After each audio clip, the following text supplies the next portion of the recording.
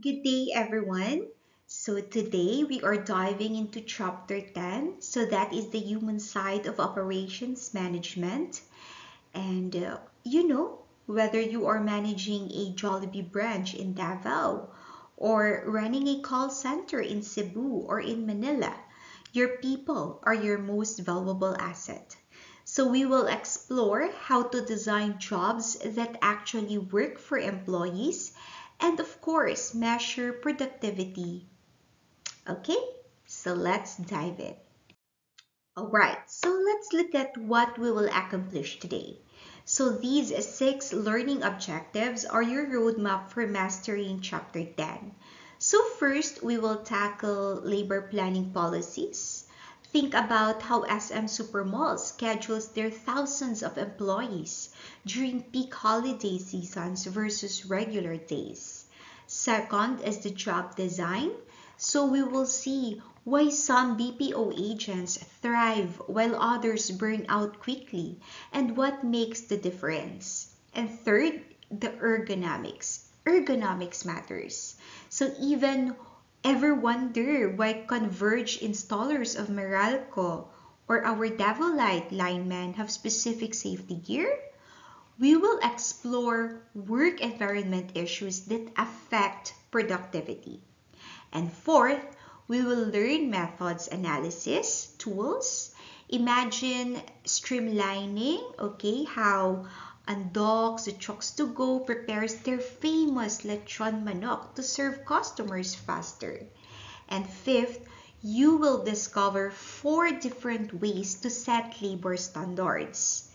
This is crucial whether you are managing a sari-sari store or even manufacturing plant in Cavite. And finally, we will calculate normal and standard times using actual time studies, the same techniques used by Bench to optimize their retail stores. So by the end of the day, you will have a practical tools that you can apply in your workplace and of course in your company study. So ready? Let's dive in. So labor planning has 3 key components. So the first is employment stability. So should you keep regular employees like Jollibee does or hire seasonal workers like what malls do during Christmas? Second, work schedules.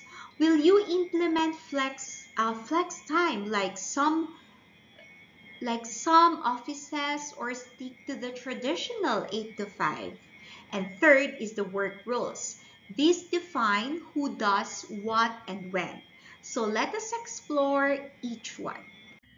So now, let us dig into employment stability. You have 2 basic strategies here. First, following demand exactly. Now think about construction companies in Davao City. They hire carpenters and laborers when they land a big project, then let them go when it's done. Or consider how Boracay resorts hire extra staff during summer peak season, then reduce workforce during rainy months. Yes, you save on labor costs when business is slow, but you are constantly recruiting, training new people, and paying higher wages to attract workers who accept this uncertainty. The second approach is holding employment constant. Now look at banks like BDO or BPI. So they maintain their teller staff year-round, even during slow banking days. Mercury Drug keeps their pharmacies whether it's busy or not. So this builds loyalty and expertise, but during slow periods, you are paying people who might not be fully utilized. So which is better? Well, it depends on your business. A provincial bus company might need stable drivers for safety and reliability, while a Fiesta caterer naturally needs temporary staff. So the key is matching your employment policy to your business reality. So moving on to work schedules, well, the traditional 8 to 5 is still common in government offices. Businesses today have more options, okay? Flex time is becoming popular, say in BGC and even in Davao City, okay? Employees may choose to start at 7 a.m. and leave by 4 p.m. to avoid traffic, or come in at 10 a.m. if they are night owls, okay? So this works great for IT companies and creative agencies. So compressed work weeks. Imagine working 4 10-hour days instead of 5 8-hour days. So some manufacturing plants in Laguna do this. Now, employees love having 3-day weekends and companies save on utilities and overhead.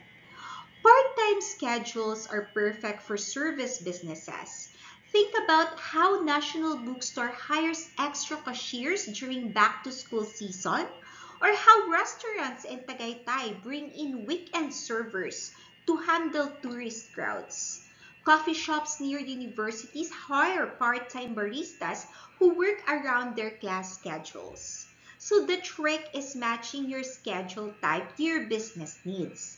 A hospital emergency room needs 24/7 coverage with rotating shifts. So while an accounting firm might thrive with flex time during non-tax season. So work rules define the boundaries of who does what in your organization. So these often come from collective bargaining agreements, especially in unionized companies. So let me share two contrasting examples. The traditional manufacturing plants, like those in Marikina shoe factories, often have strict job classifications. So if you are hired as a cutter, you only cut leather. You cannot help with stitching even if the stitching department is swamped. So this protects jobs but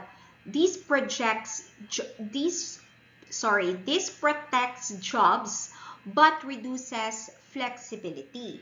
Now compare that to modern service businesses. Like for example, in a small restaurant in Siargao, servers might also work as cashiers, help with food prep, or even wash these dishes during rush hour. So everyone pitches in where needed. So this flexibility helps them respond quickly when unexpected situations arise, like when a tourist bus suddenly arrives with 40 hungry customers. So now we move to learning objective 10.2, identifying the major issues in job design. So this is where we examine how work is actually structured and organized. So think about the difference between a cashier at 7-Eleven versus a management trainee at Ayala Corporation. So one job involves repetitive tasks while the other offers variety and growth. So why do some jobs energize employees while others lead to burnout? That is what we will uncover in this section. So we will explore concepts from job specialization to employee empowerment and see how companies are redesigning work in order to boost both productivity and employee satisfaction. So job design has two fundamental goals that sometimes pull in opposite directions. The first goal is efficiency. So we want workers to be as productive as possible. So think about how Potato Corner trains their staff to prepare fries in exactly 3 minutes, or how LBC couriers are given optimized delivery routes. Every movement, every process is designed to maximize output. But here is the challenge. We are dealing with people, not machines. So that brings us to the second goal, creating jobs that workers actually want to do. Nobody wants to stay in a job that feels like torture, even if it pays well. So consider call center agents. Some companies treat them like robots. So strict scripts, timed bathroom breaks, constant monitoring. So these places have massive turnover rates, sometimes 60% annually. Meanwhile, companies like Tasks Us or just like the Ateneo community, they have a very good community. They have a very good workplace because they invest in sleeping quarters and career development. So you see, the employees stay longer and perform better. Now, the optimal balance, jobs that are both efficient and satisfying. So when Gokong Waste Universal Rubina redesigned their factory jobs to include quality checking responsibilities, workers felt more valued, mistakes dropped, and productivity increased. So that is when the win-win we're aiming for.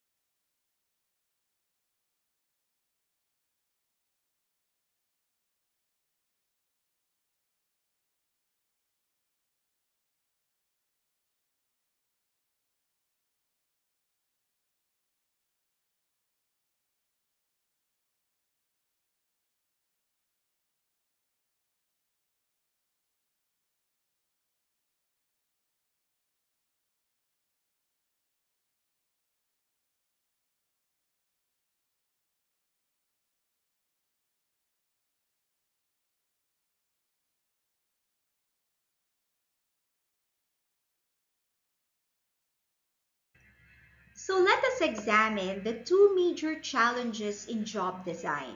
Now, the first one is job specialization creates a fundamental tension. So yes, when workers at Mondanisin repeat the same tasks, just an example, okay? Thousands of times making skyflakes, so they become incredibly fast and efficient. But this same repetition leads to boredom, high turnover, and workers who cannot adapt when processes change. So they become specialists in one narrow tasks but lose broader capabilities. Now, the second challenge is the job expansion. So you want to enrich jobs to keep employees engaged. But here is the dilemma. How do you add variety without hurting productivity? Now consider a bank teller at Metrobank. Adding loan processing duties makes their job more interesting. But now they need extensive training, transactions take longer, and customer queues grow. You rotate them to different branches for variety. Now, you lose the personal relationships they have built with regular clients. So the reality is, there is no perfect solution. Every business must find its own balance. Say for example, a luxury hotel like Shangri-La might prioritize enriched jobs for better service quality, while a fast food chain needs more specialized roles for speed. So your context determines your approach. Now let's go to Learning Objective 10.3, which focuses on ergonomics and work environment issues. So how do we design workspaces and tools that fit human capabilities? From proper lighting in offices to safety equipment for construction workers. We will examine how physical factors impact productivity and worker well-being. So the goal of ergonomics is straightforward but critical. Creating work environments that protect workers while maximizing their performance. Now think about the difference between a well-designed and poorly designed workplace. Say for example, in Divisoria, some vendors there stand on hard concrete for 12 hours. That's true. Developing back problems and varicose veins for girls. Girls are very conscious to that. Now compare that to SM cashiers who have anti-fatigue mats, adjustable chairs, and proper counter heights. Or consider jeepney drivers versus modern bus operators.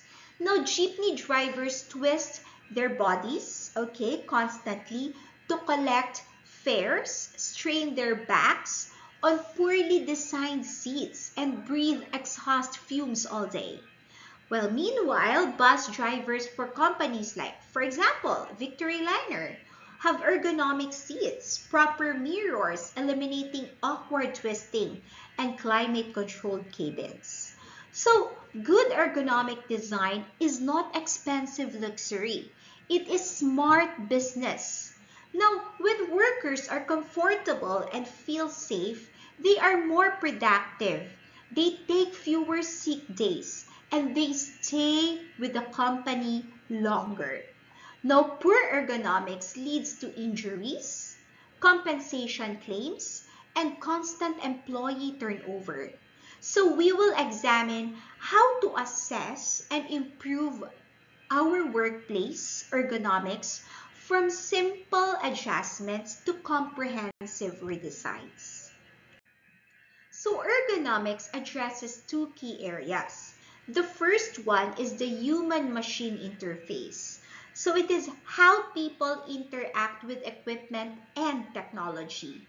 So visit any construction site in Quezon City and you will see both good and bad examples. Modern equipment has controls within easy reach, clear warning labels in Filipino as well as in English language, and gauges positioned at eye level. So, but older equipment, workers stretch, okay? They move further. They stretch awkwardly just to reach for the switch, squint at faded displays, okay? And even risk injury from poorly placed controls. Now, even offices, interface design matters. Compare old computers with tiny monitors that strain your eyes versus modern setups with adjustable screens at proper viewing angles. Or think about ATM machines, okay? Now, BPI's new machines have screens visible even in bright sunlight and keypads at comfortable heights. While some older machines, if you have experience, forces you to bend down, like you bend down, or shield the screen just to see your transaction. And then second is a physical comfort, reducing strain on the body. Now, call center agents in Eastwood, for example, okay? Now, use adjustable chairs that support the lower back and even keyboards, okay, positioned to prevent carpal tunnel syndrome, and monitor stands that eliminate neck strain. These are not luxuries. They prevent long-term injuries. So, simple improvements make huge differences. Proper desk height, footrest for shorter employees, document holders that prevent constant neck turning. So, these basic adjustments keep workers healthy and, of course, productive. So let's go to environmental factors. So environmental factors significantly impact worker performance and well-being. Now let us examine four critical elements. Lighting is crucial, okay? Seamstresses in Marikina shoe factories need bright, focused light to see fine stitching details without shadows. Of course, too dim, they make mistakes. Too harsh, they get headaches. And meanwhile, security monitoring rooms need softer lighting to prevent glare on screens. Now, let's go to noise and vibration that affect concentration and health. Workers at NAIA deal with jet engine issue that can damage hearing without proper protection. Now, factory workers operating heavy machinery experience constant vibration that causes fatigue. So that is why call centers invest heavily in soundproofing so agents cannot serve customers effectively while shouting over background noise. Now, let's go to temperature and humidity. So temperature and humidity matter enormously in our tropical climate. Like warehouse workers, okay, without proper ventilation, become exhausted quickly in 35-degree heat. So too much air conditioning in offices causes other problems such as employees get sick from the constant cold. Finding the right balance is very essential, okay? Is essential. Now, air quality is often overlooked but critical. For example, welders need proper ventilation to avoid toxic fumes. Office workers need fresh air circulation to stay alert. That drowsy feeling after lunch often comes from poor air quality, not just food. Next, even simple solutions like adding plants or improving ventilation systems can actually boost productivity and significantly increase, of course, effectivity and efficiency. Now, these factors works together, so you have to get them right and productivity soars. So now, let us cover three more critical ergonomic considerations. Number one, safety is non-negotiable. Construction sites require hard hats, and safety harnesses and steel-toed shoes for good reason. Now, but safety extends beyond equipment. It is about designing processes that prevents accidents. For example, grocery stores train baggers to lift with their knees, not by their backs. Factories install emergency stop buttons within easy reach. Even simple changes like non-slip flooring in restaurant kitchens prevent countless injuries. Now, information processing focuses on clarity. Workers need information presented effectively to make good decisions. Now, I want you to think about jeepney route signs, okay? So clear, large text that passengers can read quickly. Or consider how Grab presents trip information to drivers. So essential details highlighted, unnecessary information hidden. Now, poor information design leads to errors, okay? For example, confusing medicine labels at pharmacies could cause dangerous mistakes. Unclear safety warnings in factories could result in accidents. And finally, is your fatigue management that recognizes every tired workers make mistakes. For example, security guards working 12-hour shifts become less alert over time. So that is why many companies now rotate guards every 4 hours between high attention posts and routine patrols. Now factories schedule another one, about factories, okay? So they schedule difficult precision work for early shifts when workers are fresh, okay?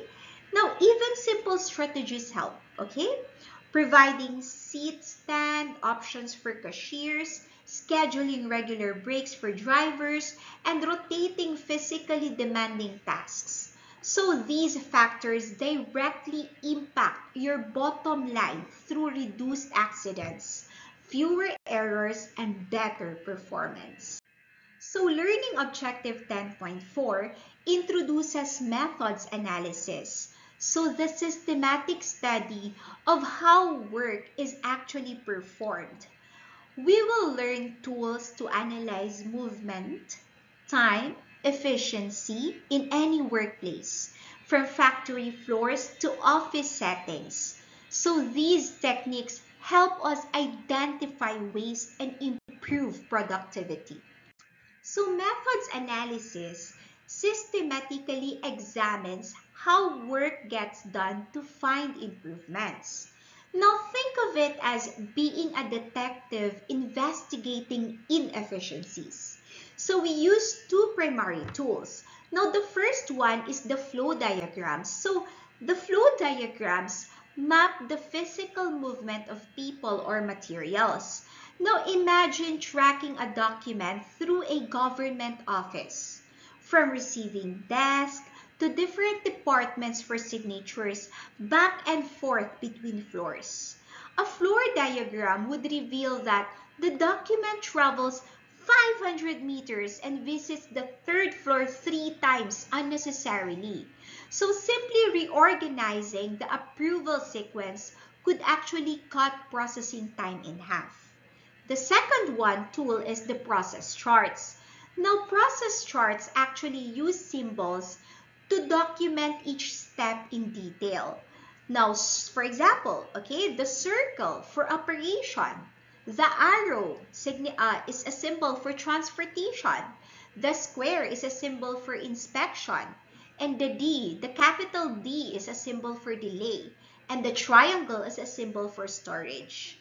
Now, watch a crew at Tropical Hut preparing your burger, okay?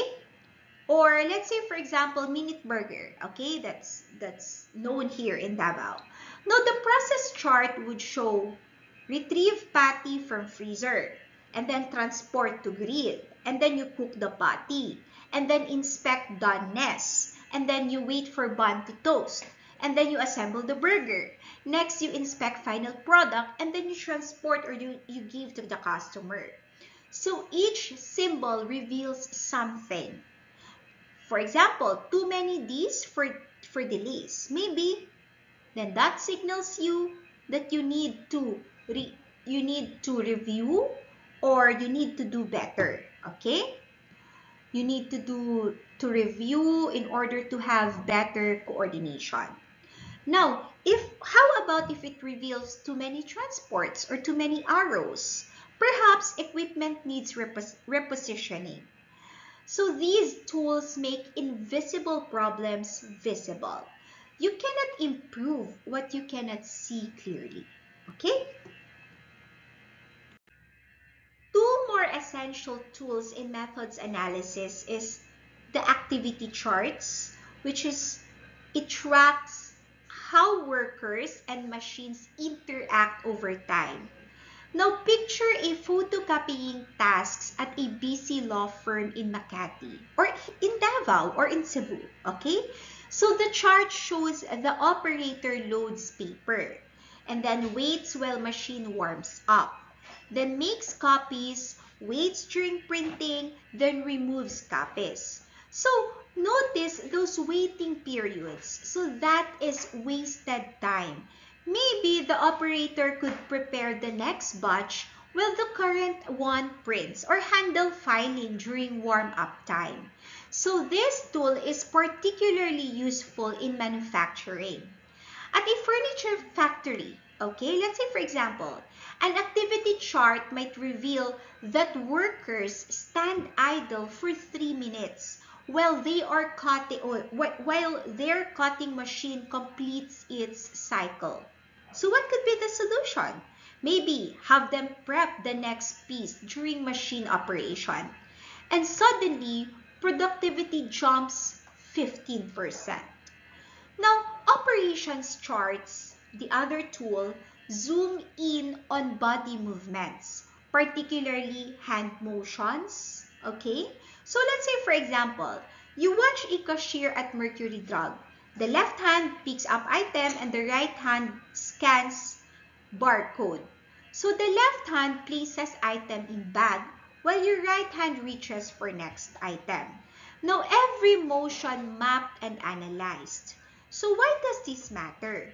Small improvements multiply, reducing unnecessary reaching by rearranging the workspace that saves 2 seconds per transaction.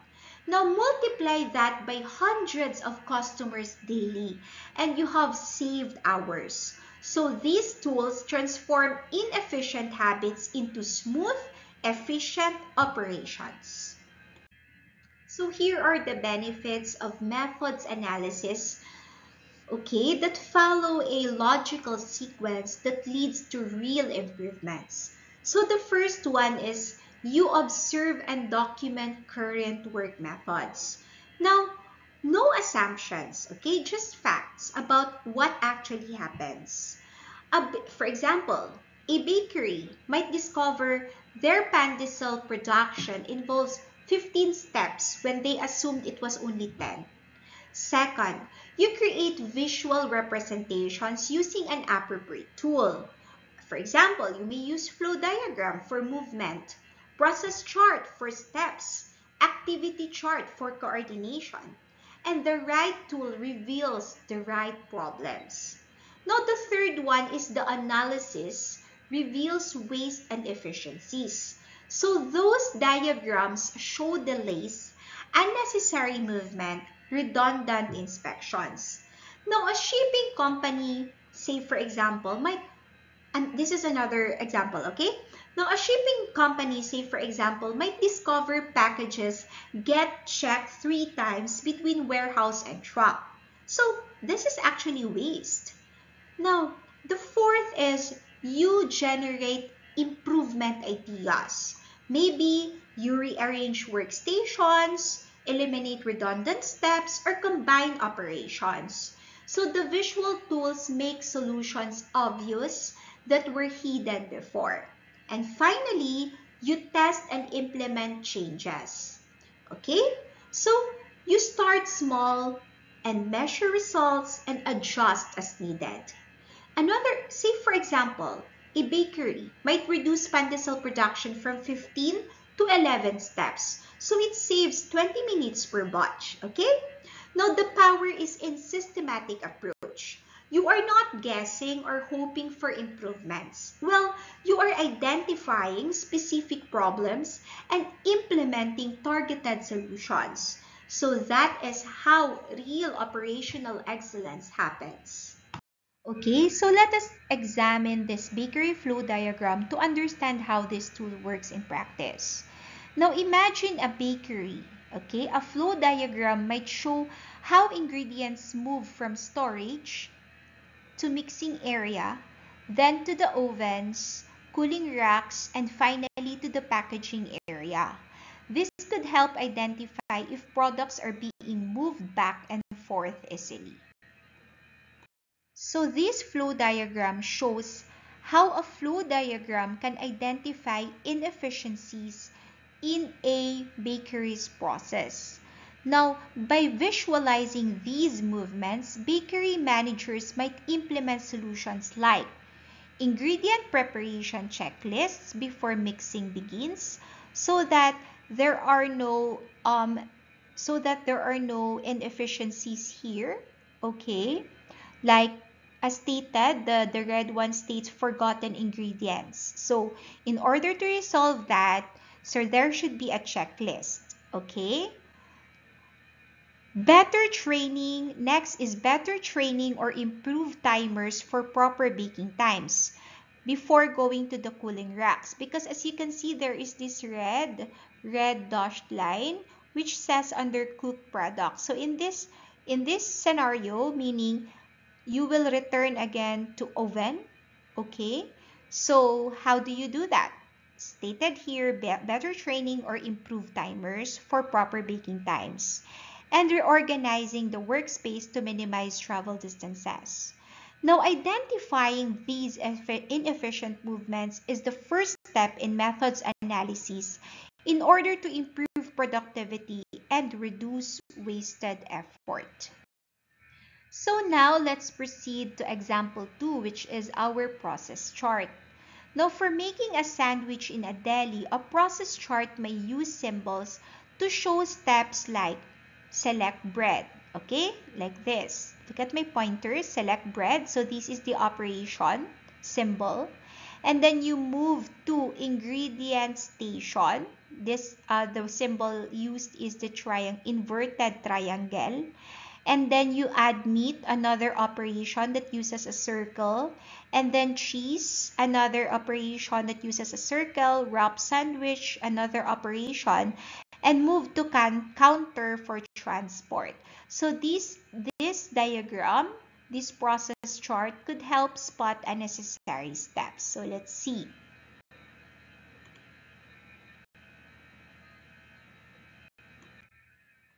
Okay. So as you can see here, on the left, okay, on the left, look at the pointer in this side, okay? Our original process, that is our original process with glaring inefficiency. There are unnecessary trips to the refrigerator between adding meat and cheese, okay? Unnecessary steps, okay, from the refrigerator, from adding meat, cheese, and then going to wrap your sandwich, okay? So the worker selected bread, moved to ingredients, okay, and then add meat, then had to go back for cheese, had to go back for the refrigerator for cheese, and then return to add it, then wrap. Okay? Now, 6 steps with redundant movement. What is the redundant movement here? Going back and forth to the refrigerator.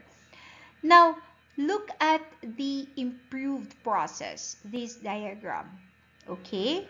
So, in this diagram, we have actually eliminated that unnecessary trip completely. How? So as you can see, we implemented an assembly station where all ingredients such as your meat, your cheese, vegetables, and condiments are prepared and within reach. So the worker now selects bread. Okay, so this is the assembly station. Select bread at assembly station. And then adds meat, adds cheese, and adds toppings. Okay? And wraps and then delivers. So still 6 operations but with smooth, efficient workflow. Now, as you can see, this one, you see my pointer, this is actually eliminated because this is a wasted movement. So this single change could actually save 30 seconds per sandwich. Okay? So now let us move to activity chart, which is our example number 3. So in a car wash, an activity chart might show what the worker is doing. Let's say, for example, spraying car, wiping, etc. Okay? Alongside what the automated machinery is doing, applying soap, rinsing at each moment. So this could help identify times when the worker or machine is idle. Okay, let's try. So here. Now, please focus in this chart first on the upper chart, okay? So in the original car wash process, the worker follows this sequence. So first, they pre-spray the car, then they wait while the machine applies soap, and then next they scrub the wheels, and then they wait again. There's another waiting time. They wait again during the rinse cycle. And then after that, they wipe exterior. And then they wait again during the wax application. And finally, dry and finish the car. Okay? Now, the machine follows this sequence. First, because this is the work of the worker that I said earlier. The second is, let's see the work of the machine. Now, the machine follows this sequence. First, it sits idle. And then, while the worker pre-sprays, as you can see, doing the pre-sprays, the machine is idle. It's doing nothing, okay? Then, it applies soap and runs brushes. Next, it does the high pressure rinse. Then it applies wax. And finally, it sits idle again. Now, the problem is that both the worker and the machine have periods where they are doing nothing. Okay? So, the light blue sections marked blue, this one. Okay? These are the idle or the waiting. So this is actually inefficient. So that's why we will find ways on how to improve this process. Okay, now for the improved process, okay, let's go first for the improved process, we actually have 2 workers to resolve the inefficiency. Now for the worker 1, it pre-sprays the current car, okay, scrubs the wheels, cleans the interior while the machine is working, very good, and then prepares the next car. Then starts pre-spraying the next car, okay. Now the worker 2 at the same time finishes interior cleaning of the previous car, wipes the interior, dries and finishes the car, then starts scrubbing wheels on the next car. Now, as you can see, while these worker 1 and worker 2 is doing something, the machine is not idle. The machine also runs continuously.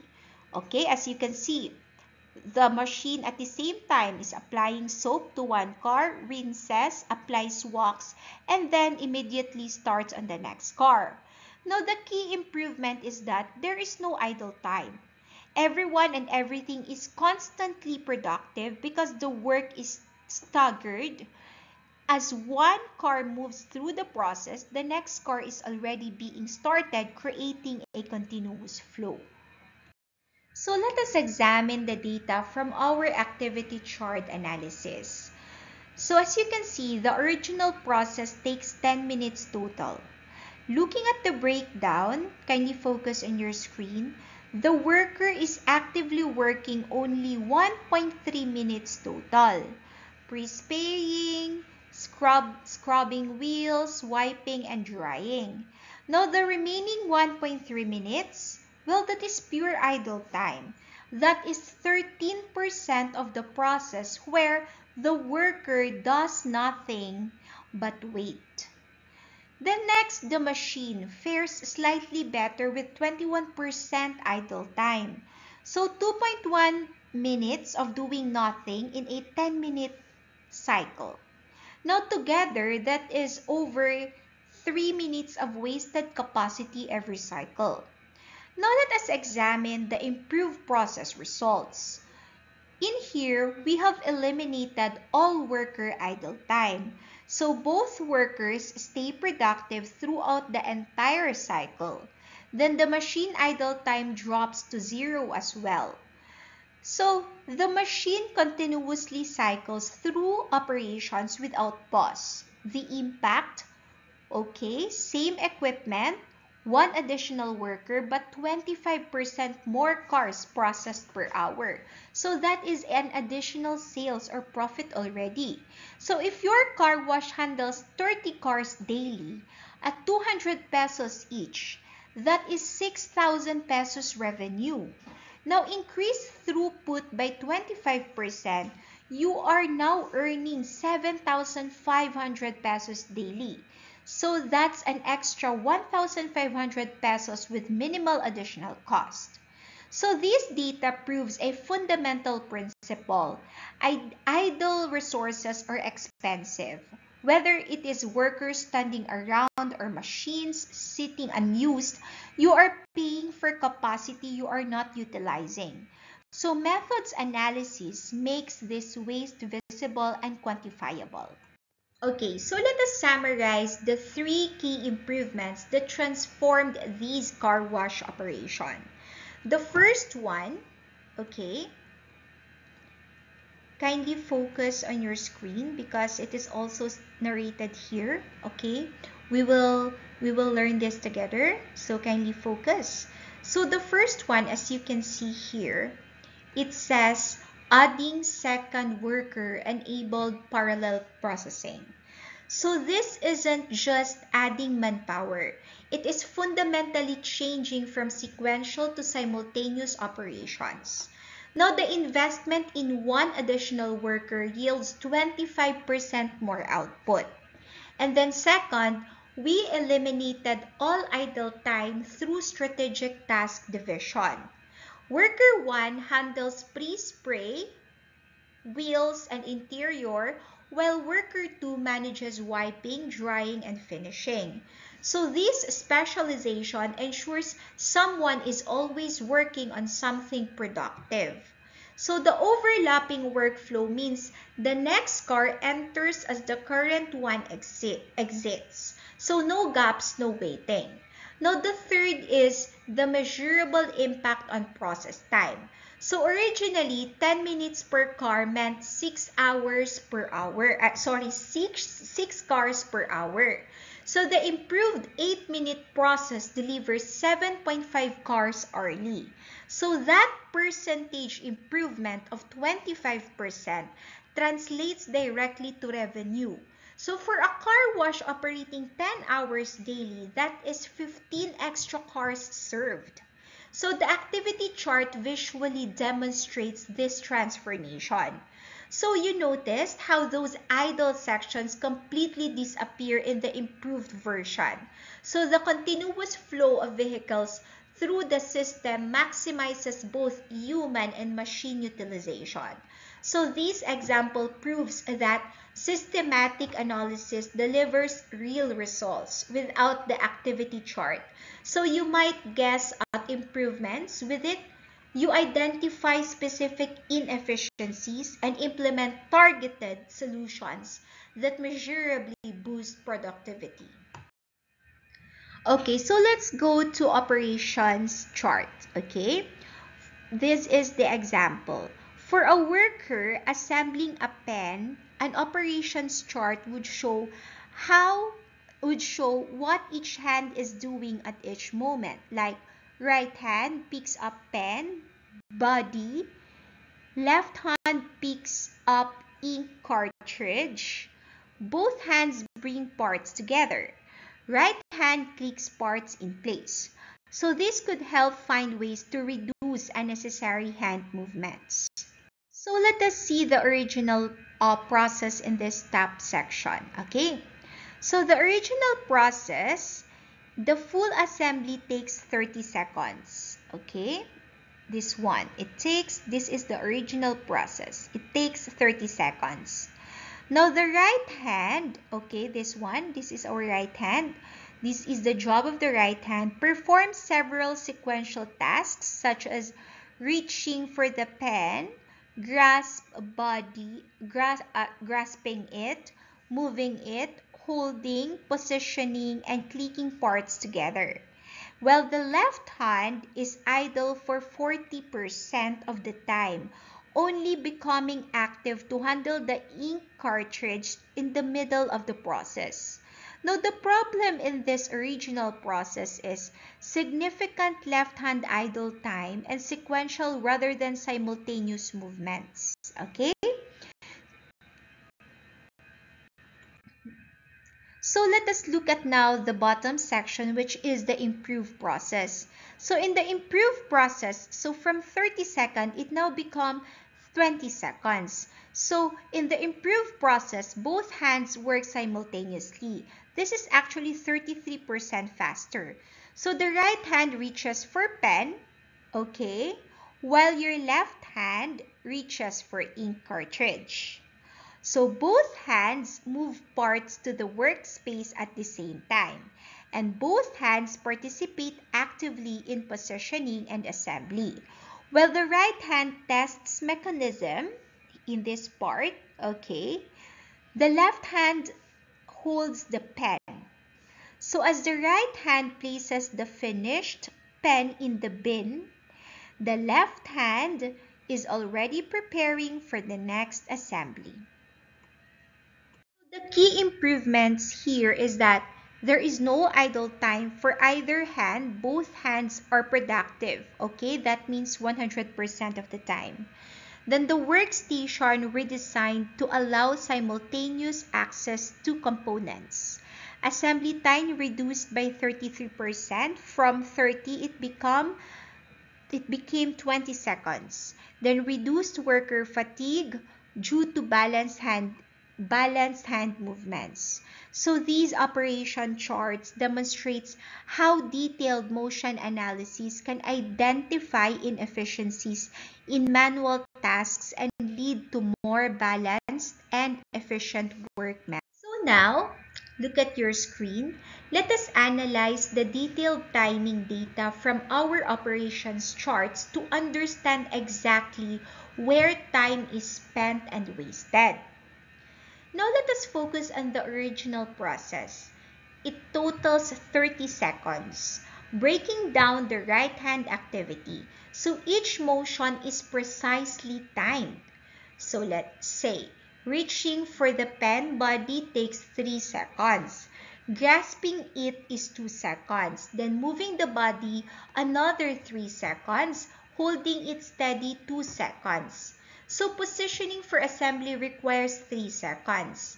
And holding parts together is 1.5 seconds. And the actual pressing and clicking takes 4 seconds. Testing the mechanism, 3 seconds. And finally, moving the completed pen to the bin takes 8.5 seconds. So the right hand remains active for all 30 seconds, okay? 100% utilization. But here is the critical finding. The left hand has 0 seconds of idle time listed here because we are looking at productive activity breakdown. However, from our earlier chart, we know the left hand is actually idle for 12 seconds, 40% of the total time. So this data qualifies the imbalance, wherein one hand works continuously while the other sits idle nearly half the time. So it is like paying 2 workers but getting 1.6 workers worth of output.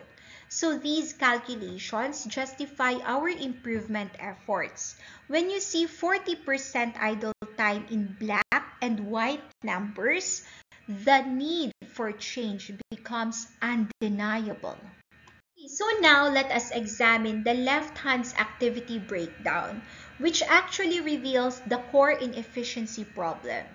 Now, as you can see, the left hand begins idle for 5 seconds while the right hand starts working.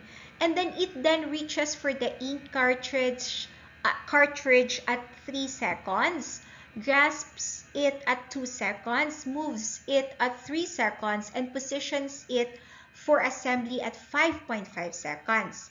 Now, after that positioning, it returns to idle status for another 11.5 seconds while the right hand completes the assembly.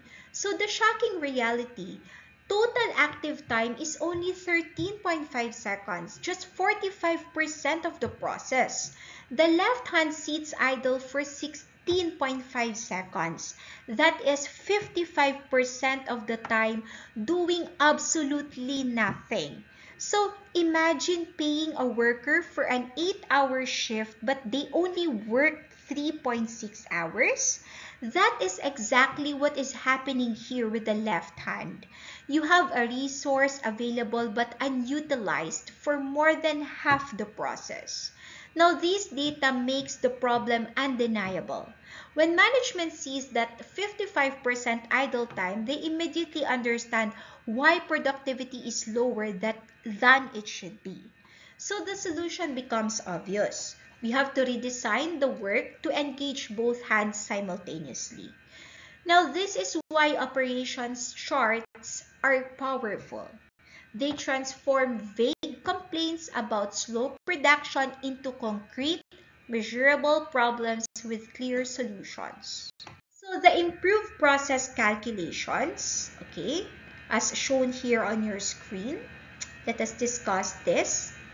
Total process time drops to 20 seconds. So meaning that is a 33% reduction. Now looking at the right hand breakdown, reach and grasp now takes just 4 seconds combined because components are better positioned. Now moving to workspace is 3.5 seconds, positioning 3.5 seconds. Now pressing parts together takes 6 seconds, testing 4.5 seconds, and moving to bin 3.5 seconds. So a total active time 25 seconds, but this overlaps with left hand activities, creating the 20-second total. Now the left hand transformation is remarkable. Reach and grasp for cartridge 4 seconds, happening simultaneously with right hand movements. Now moving cartridge 3.5 seconds, okay? Now positioning for assembly 3.5 seconds, guiding parts together 6 seconds, holding for testing 4.5 seconds, preparing for next assembly 3.5 seconds, and it gives us a total active time of 25 seconds. Now the critical difference is that 0 idle time for both hands. So both work 100% of the time through coordinated overlapping movements. This represents optimal hand utilization, from 55% idle time to 0, from sequential to simultaneous operations. The 10-second reduction per unit means 180 pence per hour instead of 120. So that is a 50% productivity increase with zero additional investment, just intelligent work design based on systematic analysis. Now let us consolidate what we have learned about methods analysis through our pen assembly example. Now, the original process took 30 seconds with the improved version taking just 20 seconds. So that's 10-second reduction represents a 33% improvement in cycle time. Now, looking at productivity impact, originally producing 2 pens per minute, now producing 3 pens per minute. So that is 50% more output using the same worker and equipment. In an 8-hour shift, this translates to 1,440 pens versus 960, an extra 480 units daily. So the key was eliminating that 55% idle time for the left hand through better task coordination and workstation design. So both hands now work simultaneously rather than sequentially. So this example demonstrates the power of methods analysis tools. So the operations chart made invisible inefficiencies actually visible. So without it, workers might complain about being slow and tired, but nobody would identify that one hand sat idle more than half the time. So the lesson for operations managers is clear. Systematic analysis using the right tools. You have flow diagrams, process charts, activity charts, or operations charts. Transforms gut feelings about problems into measurable inefficiencies with concrete solutions. Now, small improvements in repetitive tasks create massive gains when multiplied across thousands of cycles. So, Learning Objective 10.5 covers the 4 methods for establishing labor standards. So, how do we determine how long a task should take? Whether it is assembling products, serving customers, or processing documents, we need reliable standards for planning, costing, and performance evaluation. So, labor standards are the foundation of effective operations management. They are official time measurements that tell us how long a job should take when performed correctly by a trained worker. Now think about a Jollibee crew member assembling a burger, okay? So the standard might be 45 seconds. A bank teller processing a deposit may be 3 minutes. So these are not arbitrary numbers pulled from the thin air. No, it doesn't work that way. So they are carefully developed measurements, okay? So companies actually depend on these standards for critical decisions.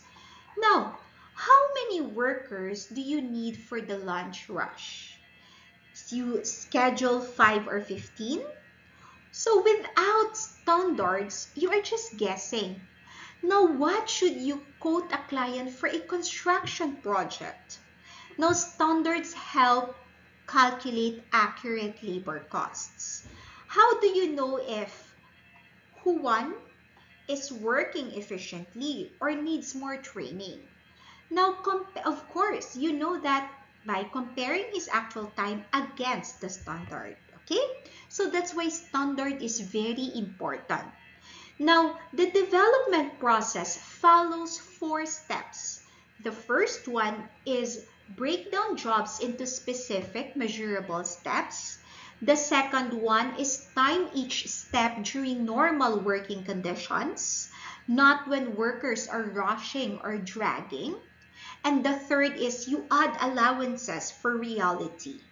Say bathroom, breaks, fatigue, equipment adjustments. And finally, you calculate the final standard time. So workers use these standards to understand what is expected. So while managers use them for scheduling and efficiency tracking. So it is a two-way tool that benefits everyone when properly developed and fairly applied. So there are four methods for establishing labor standards. So each with distinct advantages and of course limitations. Now the first one is the historical experience. So this is the quickest but least reliable method. Now you simply look at past records, okay? Now if it took 2 hours to bake pandesal yesterday, now you assume it will take 2 hours today. What? Okay, then what is the problem? Well, this method captures all the inefficiencies and bad habits from the past. Now, maybe your baker always took unnecessary breaks or used outdated methods. You are essentially standardizing mediocrity. Plus, it ignores improvements in equipment or processes.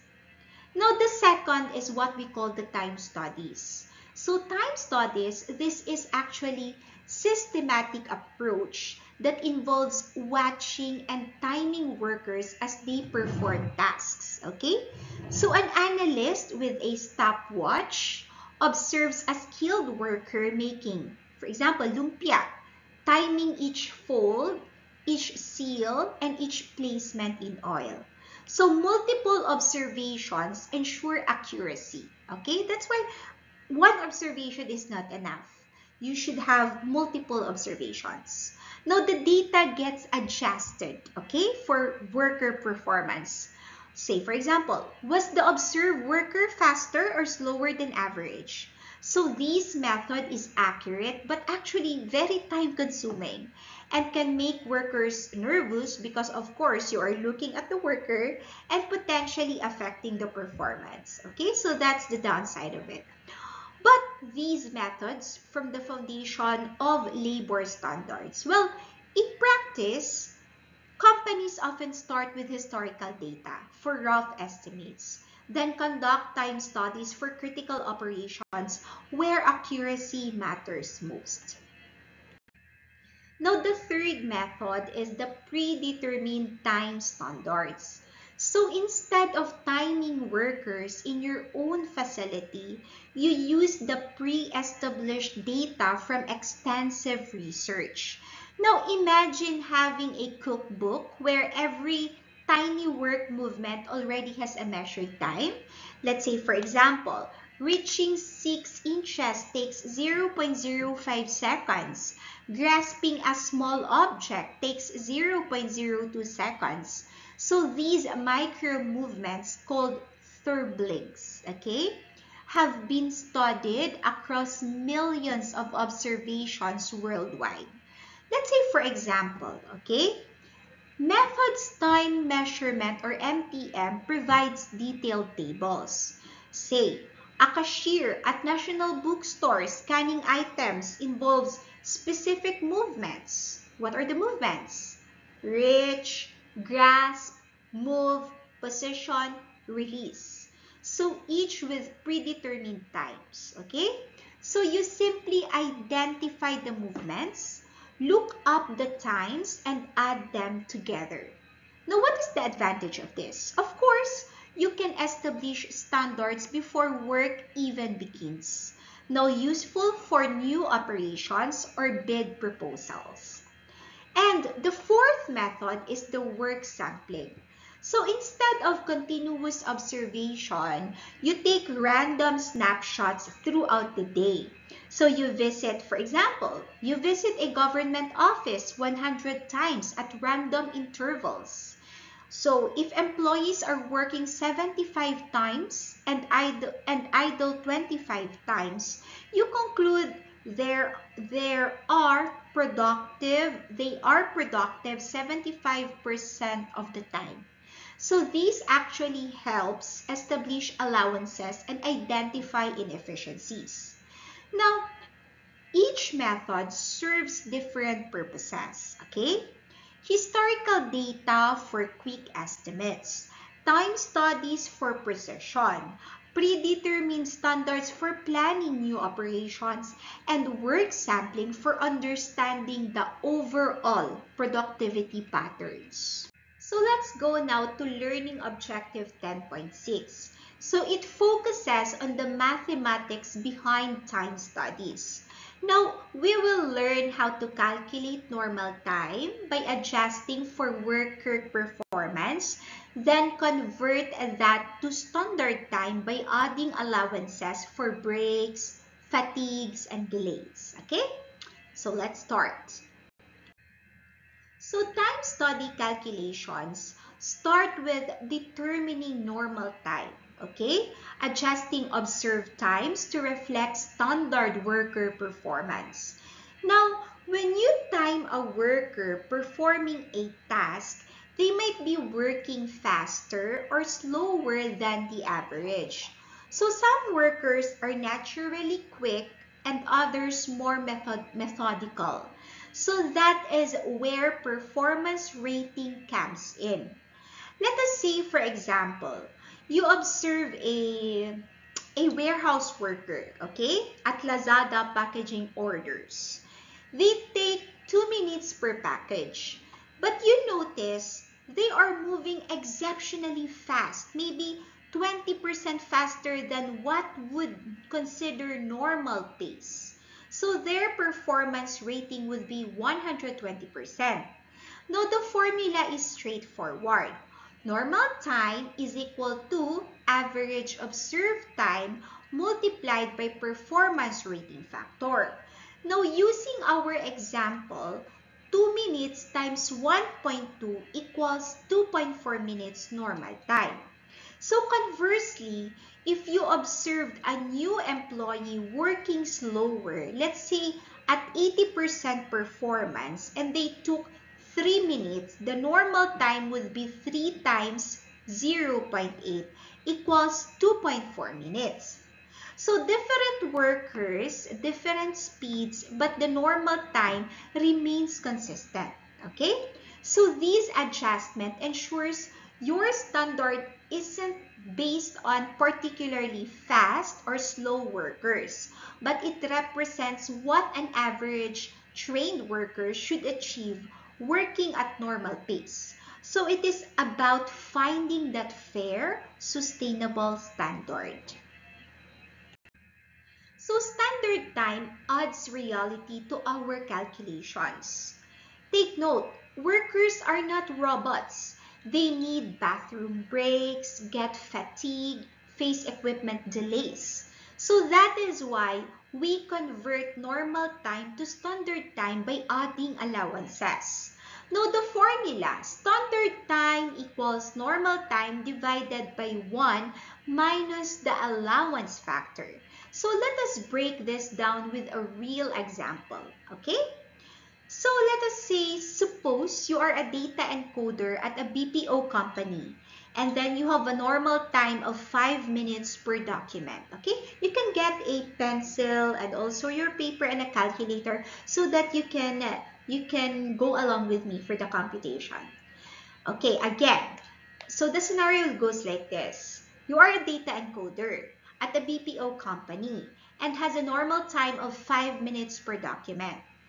Now, the company provides 15% total allowances, which 5% for personal needs like bathroom breaks, okay? The another 5% accounts for fatigue from staring at screens, and another 5% for unavoidable delays like system lag or paper jams. So standard time equals 5 minutes divided by 1 minus 0.15, so which is 0.85. So that gives us 5.88 minutes, well, roughly 6 minutes per document, okay? So this means, while the actual work takes 5 minutes, we plan for 6 minutes per document. So those extra 0.88 minutes are not waste, okay? They are recognition that humans need breaks and face real-world disruptions. Now, without proper allowances, workers burn out. That's the reality. They burn out trying to meet impossible standards, quality suffers, and turnover increases. So standard time creates sustainable, humane expectations that balance productivity with worker well-being. Okay, so now let us solve this problem. Okay, let's read it together. A time study was conducted on a worker assembling electronic components. So the average observed time for the task was 15 minutes. Now the analyst rated the worker's performance at 90%. Okay, so meaning they were working slower than the expected pace. Okay, so the company allows for a 12% allowance factor for personal time, fatigue, and delays. So let us work through these problems step by step. Now, we have an electronic component assembly task, okay, with 3 key pieces of information. Now, the average observed time as given is 15 minutes. Worker performance rating at 90% and a 12% allowance factor. And then the 90% rating tells us that the observed worker was performing slower than standard pace. And maybe they were still learning or being extra careful. Now, the 12% allowance covers personal time, fatigue, and delays. So let us calculate both normal time and standard time using our formulas. So step 1, calculating normal time. Now we apply our formula. Normal time equals average observed time multiplied by performance rating factor. Now our observed time was 15 minutes, right? But remember, this worker was rated at 90%, working slower than normal pace. Now maybe they were new, being extra careful, or just naturally methodical, okay? So converting 90% to decimal gives us 0.90. Now we multiply, okay? 15 minutes multiplied to 0.9 equals 13.5 minutes. This 13.5 minutes represents what an average worker working at normal pace should take to complete this assembly task. So we have essentially removed the effect of these particular workers' slower pace to establish a fair benchmark. So notice we reduce the time from 15 to 13.5 minutes. So this ensures other workers are not held to an unfairly relaxed standard based on one slow performer. So the normal time represents expected performance from a properly trained worker maintaining a sustainable pace. Step 2 is calculating standard time by adding allowances. Now we take our normal time of 13.5 minutes from part A and apply the allowance factor of 12%. Now the formula standard time equals normal time divided by 1 minus allowance factor. So converting 12% to decimal gives us 0.12. So we divide 13.5 by 1 minus 0.12, which is 0.88. Now 13.5 divided by 0.88 equals 15.34 minutes. So this final standard time of 15.34 minutes is what we will use for planning, scheduling, as well as for costing. Okay? So it accounts for both the normal work pace and realistic allowances for breaks and delays. Then, the interesting observation is we started with 15 minutes observed time, right? And then adjusted down to 13.5 for performance. Then back to 15.34 for allowances. Now, the final standard is remarkably close to what we originally observed, but now it is scientifically validated rather than just a guess. This 15.34 minutes becomes the official standard for this assembly task across all workers and shifts. So therefore, our calculations give us two critical numbers. The first one is the normal time of 13.5 minutes and a standard time of 15.34 minutes. So these numbers serve different purposes. The 13.5 minutes normal time, it actually represents pure work, what the task should take under ideal conditions with a trained worker at normal pace. This is useful for comparing different methods or workers. Now, the 15.34 minutes, that is the standard time, is what managers actually use for real-world planning. So, when scheduling workers for an 8-hour shift, you'd plan for each assembly to take 15.34 minutes, not 13.5. So when quoting delivery times to customers, you'd use 15.34 minutes, okay? So when calculating labor cost, you'd base it on 15.34 minutes. So the difference, those extra 1.84 minutes are not padding or waste, okay? They actually represent the reality of human work, that workers need comfort breaks, experience fatigue after hours of repetitive assembly, they face occasional equipment issues, and of course, ignoring these realities leads to missed deadlines, stressed workers, and poor quality. So this is why proper time study matters. It creates standards that are both efficient and humane, pushing for productivity while respecting human limitations. And that's chapter 10. Remember, your people are your greatest asset. Design jobs thoughtfully, analyze work systematically, and set fair standards. Okay? See you on our next class.